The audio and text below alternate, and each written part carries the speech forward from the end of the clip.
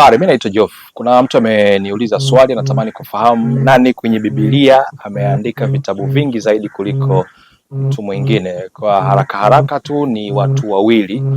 Nafikiri itakuwa ni Mtume Paulo ambaye ameandika vitabu 13 kwenye Agano Jipya, lakini kwenye Agano la Kale kuna mtumishi wa Mungu anaitwa Musa ameandika vitabu 5. Mtume Paulo ameandika nyaraka 13 ambazo kwa haraka haraka naweza nikakusomea. Ni waraka wa ameandika kitabu cha Warumi, wa Korinto wa kwanza na wa pili, wa Galatia, wa Efeso, wa Filipi, wa Kolosai, wa Thesalonike zote mbili, Timotheo zote mbili, Tito pamoja na Filemoni.